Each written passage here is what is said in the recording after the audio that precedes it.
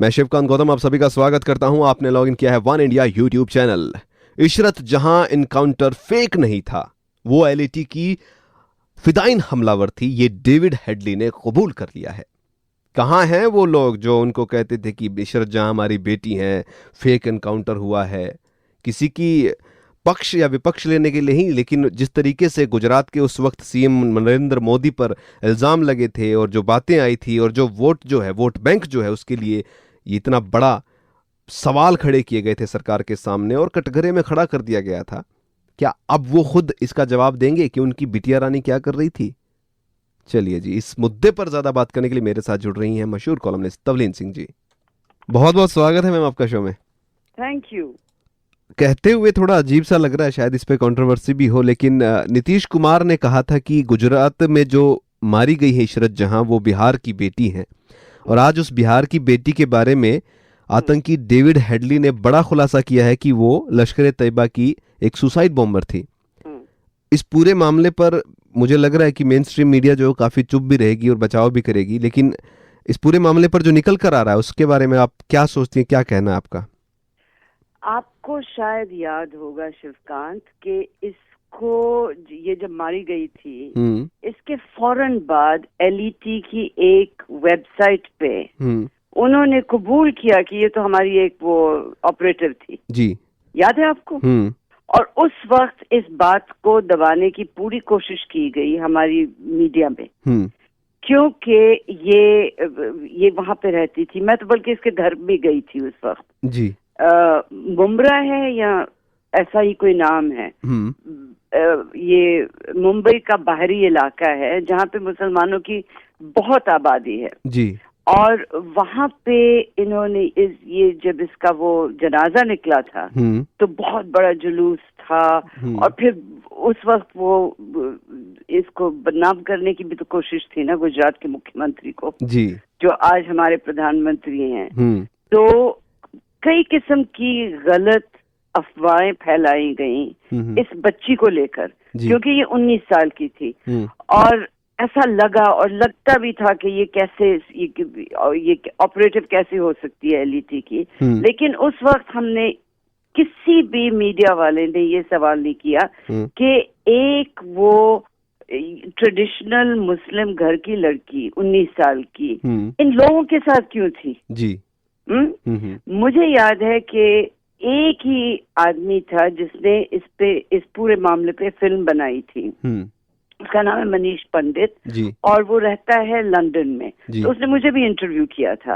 और उस इंटरव्यू में यानी जो फिल्म बनी है उसमें साबित हुआ कि ये सिर्फ पहली बार नहीं गई थी इनके साथ, ये कई बार लखनऊ रही थी। मुझे अब याद नहीं है उस बंदे का नाम जावेद था या कुछ ऐसा नाम, जो हिंदू से मुसलमान बना था, केरला का था, जो इसके साथ था जी, जिसको इसने नौकरी दी थी। तो ये सारे सवाल हमको उस वक्त करने चाहिए थे। तो और अगर हमने किए होते तो उसी वक्त साबित होता कि ये थी एलईटी की मेंबर। और ये वहां पे क्या कर रही थी वो अब तो खैर सब कुछ जानते हैं जी। तो जिस तरीके से उस वक्त पे भी थी कि ये कश्मीर भी गई थी और बहुत जगह लखनऊ गई थी, तो बहुत जगह घूमी भी थी। कश्मीर का मुझे नहीं पता, लेकिन लखनऊ के होटल के रिकॉर्ड में थी जी इसकी वो सिग्नेचर। तो इस तरीके से एक 19 साल की लड़की, वो भी मुस्लिम परिवार की, घूम रही है, तो वो सवाल किसी ने नहीं किया था। किसी ने नहीं किया था। बिहार की बेटी तक लोग जो है बोलने लगे थे कि बिहार की बेटी नीतीश कुमार जो बड़े कट्टर रहे क्या कहेंगे नीतीश जी। वो एक बड़ा अहम सवाल भी है कि नीतीश कुमार अब अपनी बेटी की जो विदाई 2004 में हो गई थी, उसके बारे में अब क्या कहेंगे? क्योंकि बहुत ज्यादा जो है इस मुद्दे को जो है किस्म से मीडिया ने भी रखा था और नेता जितने भी थे, चाहे कांग्रेस हो, चाहे आरजेडी हो, चाहे जेडीयू हो, चाहे सबने इसको बहुत ज्यादा जो है कहा था कि एक मुस्लिम वोट बैंक की खातिर इन्होंने देश की सुरक्षा को ताक पे रखा जी। कितनी शर्म की बात है। तो अच्छा, और ये मुस्लिम वोट बैंक ही सिर्फ सवाल नहीं था। गुजरात में मोदी को हराने के लिए ये लड़की एक हथियार सी बन गई थी उस वक्त जी। और ये अमित शाह को शायद इन्होंने जेल भी भेजा था ना जी, इसी मुद्दे को लेकर। अच्छा, मैं नहीं मानती हूँ कि ये फेक एनकाउंटर वगैरह होने चाहिए, लेकिन ये हमारे देश में ही नहीं बाकी देशों में भी जब जिहादी आतंकवाद के साथ कोई लड़ रहा होगा तो ये तकरीबन युद्ध है पूरी दुनिया में जी। हाँ, और इसका मुकाबला करने के लिए अगर कुछ गैर वो कानूनी काम हो भी जाते हैं तो इतना नहीं उछालना चाहिए जितना हम लोगों ने उछाला था उस वक्त कि जी फेक एनकाउंटर फेक एनकाउंटर। एक तरफ ये कर रहे थे, दूसरी तरफ जब यहाँ पे स्मगलर बॉम्बे में जब स्मगलर्स के साथ होता था तो उनको तो अवार्ड मिलते थे, पुरस्कार दिए जाते थे बहादुरी के, याद है उन पुलिस वालों को कि जी एनकाउंटर स्पेशलिस्ट हैं। हाँ जी। अच्छा, और दूसरी बात ये है कि ये भी सोचने वाली बात है कि फेक एनकाउंटर नक्सलियों के साथ रोज होते हैं।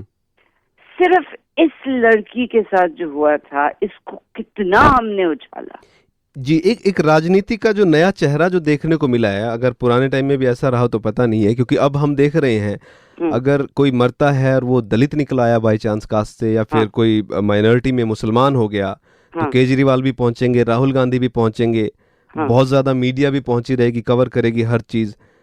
अगर कोई फौजी जिस तरीके से अब बचा है सियाचिन से, उससे मिलने कोई नहीं पहुंचा, और आंध्रा में भी सब पहुंच गए थे, मालदा पे कोई नहीं बोला, और इस तरीके की गिरी हुई राजनीति जो है वो बहुत ज्यादा नुकसान भी पहुंचा रही है।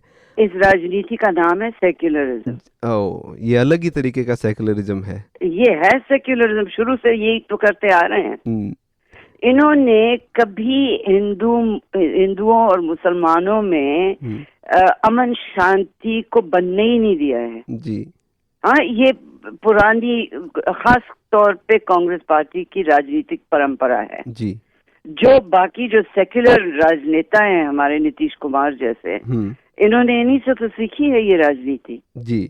क्या, लेकिन ये बहुत गंदी राजनीति है, बड़ी गलत राजनीति है जो बर्बाद कर सकती है इस देश को। एक सवाल आपसे पूछना चाहूंगा, क्या नीतीश कुमार की राजनीति जो सेक्युलर वाली है वो कांग्रेस के मतलब कांग्रेस जैसी बिल्कुल मान सकते हैं, या थोड़ा बहुत नीतीश को ठीक मान सकते हैं उनसे?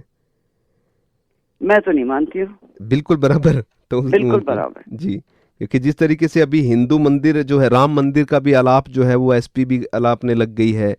मुलायम सिंह ने भी माफी मांगी गोली चलाने के कार सेवकों पे, तो ये इलेक्शन का असर है, और ठीक इलेक्शन से पहले ही ऐसा होता है जी। तो अब ये जो इशरत जहां का जो एक खुलासा समझ लेते हैं, मान लेते हैं कि डेविड हेडली ने खुद ही बोल दिया है, पहले तो मीडिया में भी नहीं आ रही थी ये चीजें जो आपने बताई हैं अभी, इसके बाद कोई असर पड़ेगा? क्योंकि जेएनयू में हम देख रहे हैं अफजल गुरु को लेकर पाकिस्तान जिंदाबाद, कश्मीर आजादी के नारे लग रहे हैं। कितनी शर्म की बात है। और एक छोटा सा केस अगर आपको पता हो तो उसके तो खिलाफ ये साबित हुआ था पूरा केस जी, फिर भी वो शहीद है। संसद पे जो हमला हुआ था, जिन्होंने किया था ये हमला, इनकी मदद की थी अफजल गुरु ने, और उसको लेकर आप हंगामा कर रहे हैं जी।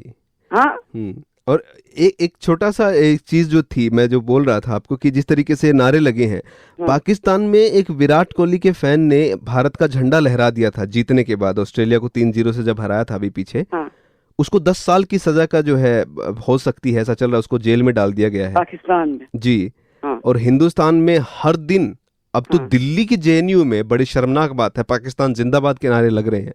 तो इससे बड़ा देशद्रोह क्या होगा? तो उनके खिलाफ कोई कार्रवाई नहीं हो रही। कैसा सेकुलरिज्म अपनाए हुए हैं, क्या चोला उठ रखा हमने? भाई मैं तो मानती हूँ कि हमको डुबोएगा ये सेक्युलरिज्म, क्योंकि अगर असली सेक्युलरिज्म होता, जिसमें मैं भी विश्वास रखती हूँ, मुझे गर्व है कि हमारा देश सेक्युलर है जी, और हम हिंदू राष्ट्र नहीं बनने देंगे यहाँ पे। लेकिन बीजेपी की क्योंकि सरकार है अब दिल्ली में, तो उनको बदनाम करने के लिए ये देश को भी बदनाम करने को तैयार है जी। ये कैसी राजनीति है? पाकिस्तान से मदद भी मांग लेते हैं, और जब मोदी खुद पाकिस्तान से हाथ मिलाते हैं दोस्ती का, तो फिर गलत है, वो गड़बड़ हो रही है। ये सब मोदी की कई गलतियां हैं। मैं तो मानती हूँ कि जो आर्थिक गलतियां इस सरकार ने की हैं, उनकी तो चर्चा होनी चाहिए जी, कि अर्थव्यवस्था में अभी तक वो हरारत नहीं आई है जो आनी चाहिए थी। उसको पकड़ो। और कई चीजें हैं जो पूरी तरह से ये कर नहीं पाए हैं अभी तक, असफल रहे हैं। स्वच्छ भारत का भी जो अभियान है वो तूल नहीं पकड़ा है। गंगा साफ करने का जो है इनका आंदोलन, वो भी वो उस रफ्तार से नहीं चल रहा है जिस रफ्तार से चलना चाहिए जी। तो उन चीजों को पकड़ो, पर इसको सिर्फ सेक्युलरिज्म पे पकड़ना, ये तो बस हाँ, सिर्फ वोट बैंक की राजनीति हो रही है और देश चाहे बहुत कहीं ही जाए। गंदी राजनीति है। इशरत जहां पे जो अब हुआ है सारा, इससे कुछ परिवर्तन आएगा या फिर कोई ज्यादा फर्क मुझे नहीं लगता कोई आएगा। आपने वो कांग्रेस के प्रवक्ताओं के बयान सुने आज सुबह से? जी। मैंने अभी मनीष तिवारी को सुना। ओह, पता नहीं कहाँ अफगानिस्तान में क्या हो रहा है, यहाँ सवाल के जवाब ही नहीं दे रहा था। कि जी ये अब अमेरिका को पता लगेगा कि उन्होंने क्यों मदद की थी मुजाहिदीन वो गुटों की। ना गल ना वास्ता।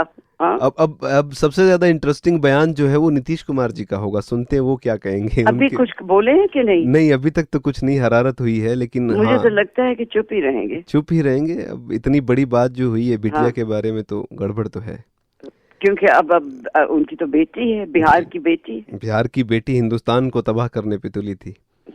जी, चलिए जी, जो भी आया है रिजल्ट, उससे ज्यादा राजनीति में फर्क नहीं पड़ेगा और ना ही जो चैनल है मीडिया जो प्राइम टाइम अच्छा हुआ कि ये खुलासा हो गया। हाँ, खुलासा हो गया, सबके सामने आ गया कि आखिर वो ठीक था जो हुआ था।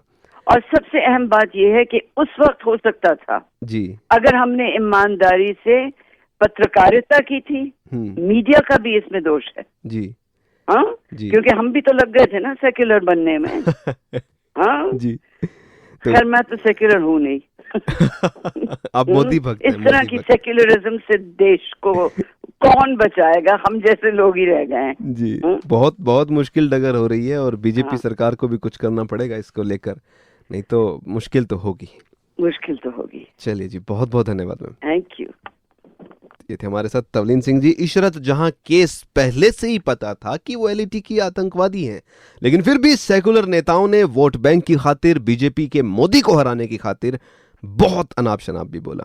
बेटी मानने वाले अब चुप होंगे, देखते हैं उनका क्या जवाब आएगा। वन इंडिया पॉडकास्ट में फिलहाल इतना।